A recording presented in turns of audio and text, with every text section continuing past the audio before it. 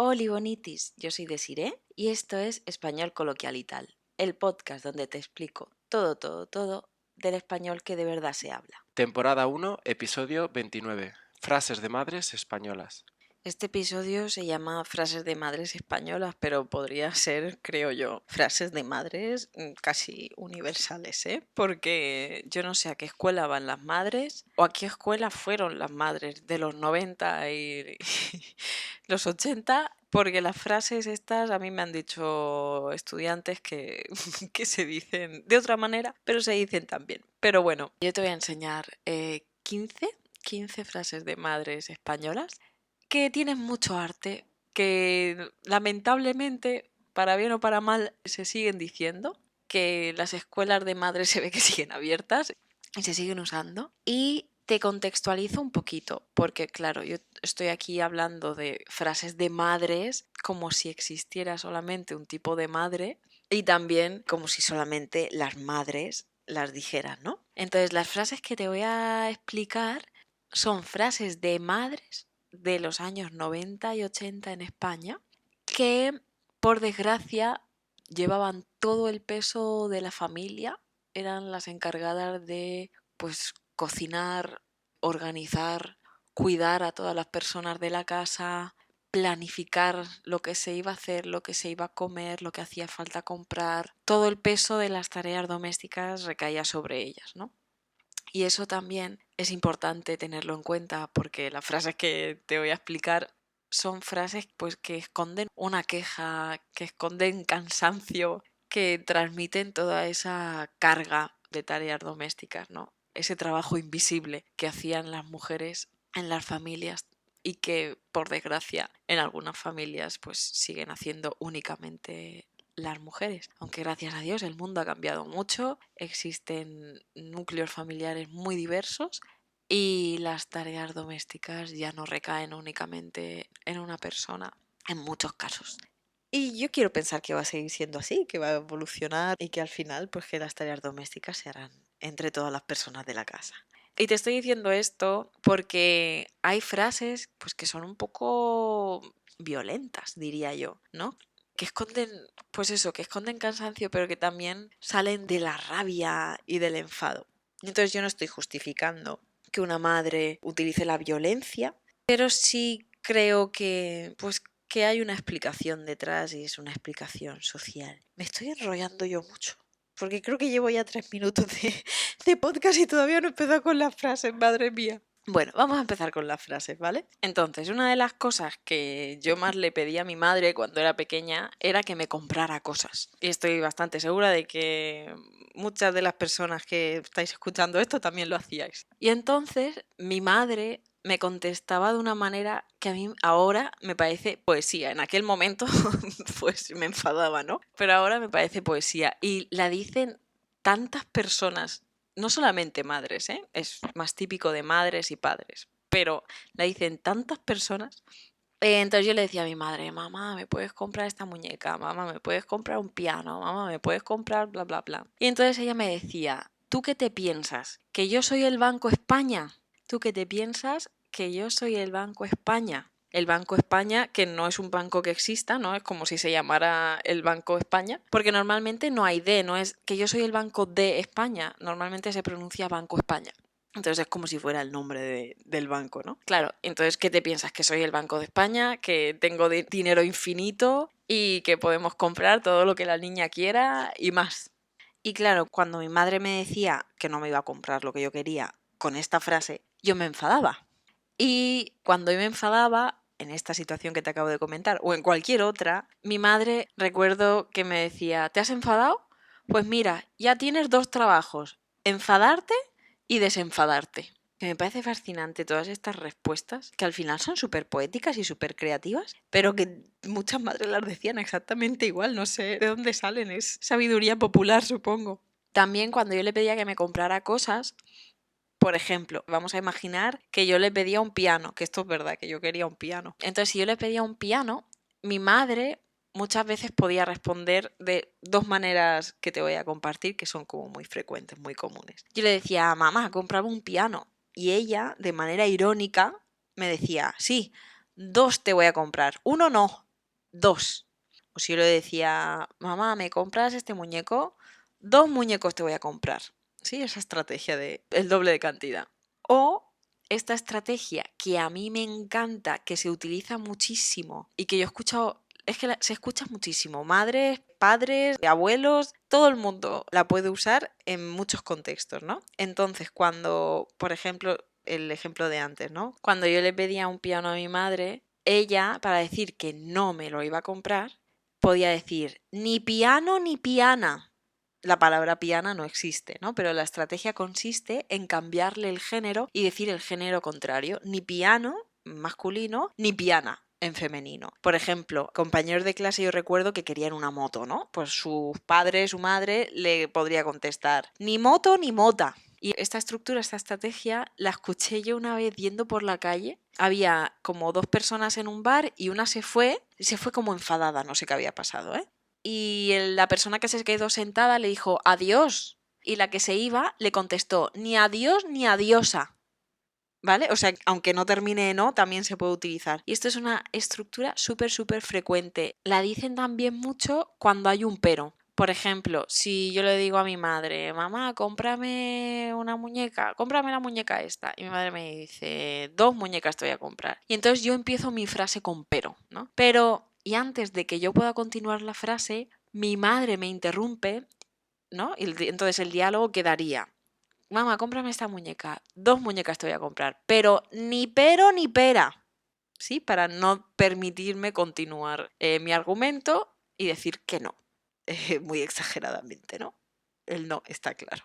Otra situación muy común que tiene que ver pues con esto que hemos dicho antes, ¿no? De que las madres al final eran responsables de todas las tareas domésticas, de toda la organización de la casa. Entonces una situación muy común era que algo se te perdía o que tú no encontrabas algo y entonces tú le preguntabas a tu madre dónde estaba y tu madre respondía pues en su sitio.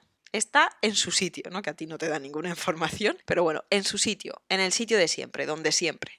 Y tú ibas a buscar en su sitio y tú no lo encontrabas, ¿no? Y entonces venía tu madre y con esa magia que solamente tienen las madres, cuando ella venía a la habitación, entonces ya encontraba el objeto, aparecía el objeto. Y entonces una frase muy típica en esta situación era que yo le decía, mamá, no encuentro el libro de matemáticas, por ejemplo. Y entonces mi madre decía algo que es como una amenaza, ¿no? Que es, como vaya yo y lo encuentre, porque yo le decía, no, que no lo encuentro, no lo encuentro, no lo encuentro, no está, ¿no? Como insistiendo. Y ella entonces decía, como vaya yo y lo encuentre, te vas a enterar sin terminar la frase. Como vaya yo y lo encuentre, es decir, tú lo estás buscando y no lo estás encontrando.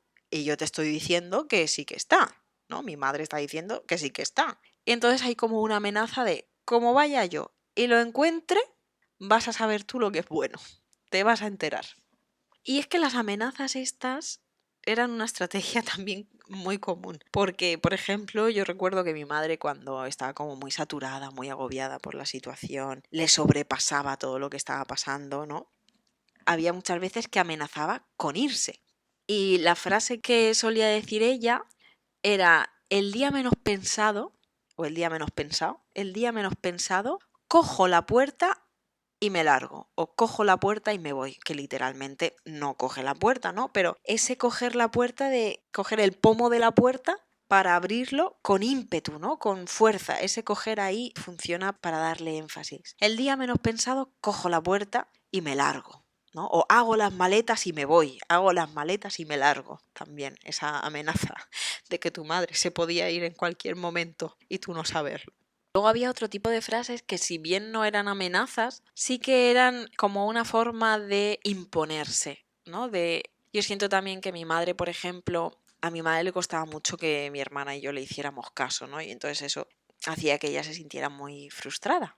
Y entonces había como ciertas frases que ella decía que eran como para decir yo soy la autoridad, ¿no? Yo tengo autoridad y se hace lo que yo digo porque yo soy la jefa, ¿no? Yo soy la que manda. Entonces yo tenía siempre problemas para comerme las lentejas que me hacía mi madre. Estaban asquerosas, lo siento mamá. Y no me las comía, no había manera de que me las comiera. Y entonces cuando yo le decía que no me las quería comer y mi madre me decía que me las tenía que comer, yo le decía que por qué, ¿no? Le preguntaba por qué. Y ella podía decir, por ejemplo, porque lo digo yo y punto. O porque lo digo yo que soy tu madre. O porque soy tu madre y punto. ¿Sí? Esa forma de decir, se hace lo que yo digo y ya está. Y ya no se hable más. Esto también pasaba cuando, por ejemplo, si estábamos sentados en la mesa comiendo y yo estaba como hablando para hacer tiempo y no tener que comerme la comida, porque esto yo lo hacía. Mi madre, por ejemplo, decía, come y calla. Sí, ya está, come y calla, para que dejara de hablar y comiera, porque no había manera de que me comiera la comida. Es que las lentejas esas, uf, qué trauma tengo yo con las lentejas. No te haces una idea. Eso era... Y encima, si no me las comía, me las dejaba en la nevera.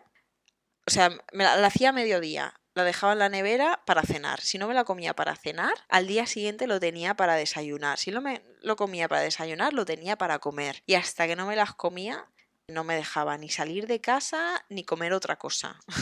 O sea, al final lo que hacía era tirar un poco a la basura y comerme el resto. Esto no sé si mi madre lo sabe que yo hacía eso. Seguramente sí, porque mi madre es muy lista. Y fíjate, hablando de comida, esta me encantaba porque esta la sigue haciendo mi madre muchas veces. Que es que cuando preguntábamos, claro, lo que te decía antes, ¿no? Que las madres llevaban toda la responsabilidad de planificar comidas, cenas, compras, todo esto. Entonces yo recuerdo que cada vez que mi hermana o yo le preguntábamos a mi madre, ¿qué hay para comer? O ¿qué hay para cenar? Entonces mi madre siempre contestaba, comida, que es como obviamente hay comida, todos sabemos que va a haber comida para comer porque es lo único que se come, ¿no? Pero es un recurso que utilizan muchas madres. Ya te digo, no sé de qué escuela lo han aprendido, pero ¿qué hay para comer? Comida. ¿Qué hay para cenar? Comida. ¿Qué hay para desayunar? Comida. Entonces, en el sentido este de las amenazas, había una, por ejemplo, que a mí me parece también muy chula, porque muchas veces no era necesario decir ni la frase completa, que era, no me calientes, que te doy, ¿no? Esa sería la frase, no me calientes, que te doy. No me calientes, es decir, no me enfades, y que te doy es que te pego. O sea, hay violencia física. Estamos hablando de violencia física, señores. Entonces, no me calientes, que te pego o que te doy. Pero esa frase, como es violenta, muchas veces ni siquiera se decía entera porque es que así sonaba más amenazador. Entonces muchas veces la frase era no me, que te... Así, simplemente eso, sí, o sea, quitando el verbo.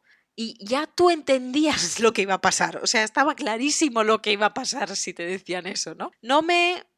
que te... no me calientes, que te doy. También se decía, no me calientes, que todavía cobras, ¿no? Que aún vas a recibir lo que te mereces, ¿no? Por lo que has hecho. Es decir, que te iba a pegar igualmente. Y otra frase de estas relacionadas con reclamar su autoridad, otra frase muy típica era, mientras vivas en esta casa, harás lo que yo te diga. No, había que hacer lo que mamá dijera. Spoiler, nunca se hacía lo que mamá decía porque mi hermana y yo éramos bastante terribles, la verdad, lo reconozco. Luego hay otras que, bueno, no todo va a ser amenazas, ¿no? Entonces las madres también se preocupaban mucho, en ocasiones demasiado, eran un poco sobreprotectoras en ocasiones. Y esta frase en invierno o en otoño, cuando hacía fresquito, era súper típica de cuando salías por la puerta, cuando ibas a salir, estabas poniéndote la chaqueta y tal, tu madre te decía, abrígate que hace frío. Como si tú no supieras ya que hace frío y como si tú no estuvieras abrigando. Pero, por si acaso, ella se preocupaba y te decía, abrígate que hace frío. O sea, abrigarse es ponerse capas para estar calentita. Y yo no sé si vosotros habéis intentado alguna vez fingir que estabais enfermes para no ir al colegio. Yo lo he intentado, pero nunca lo he conseguido. Nunca he podido engañar a mi madre. Y de hecho, para mi madre era muy importante que yo fuera a la escuela porque ella no pudo ir, fue muy poquito tiempo. Y entonces incluso cuando estaba enferma, no muy enferma obviamente, pero me obligaba a ir. O sea, ni siquiera cuando tenía una pequeña excusa para no ir, me dejaba quedarme en casa, porque yo odiaba madrugar, odio madrugar y eso explica muchas cosas ahora.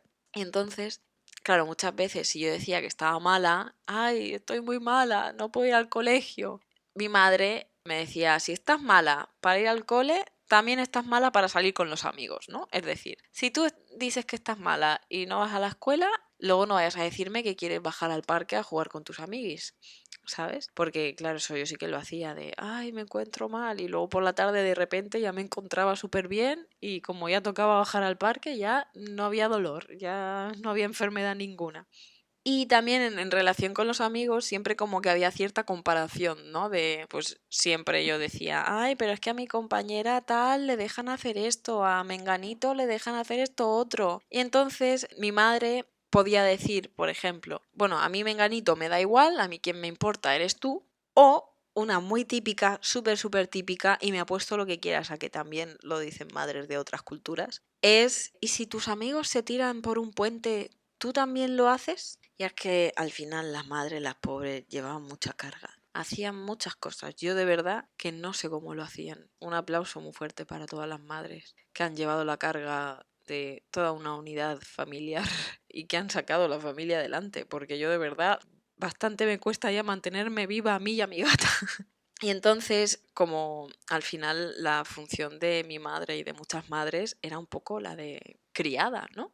Hacer todas las tareas domésticas y un poco atender a las necesidades y a los requisitos, ¿no? A los gustos de todas las personas. Yo recuerdo que mis abuelos, por ejemplo, por temas de tensión no podían comer sal y yo era súper delicada para comer, súper delicada. Entonces al final mi madre acababa haciendo no solamente una comida cada día de la semana para 5 personas, sino 2 o incluso 3 comidas diferentes, porque yo no comía X, mis abuelos no comían esto, otra cosa, ¿no? Entonces al final acababa haciendo muchas comidas. Y entonces una frase que decía mucho mi madre era, pero ¿tú qué te has creído? ¿Que esto es un hotel? ¿No? La estructura es un poco similar a la primera, la del Banco España.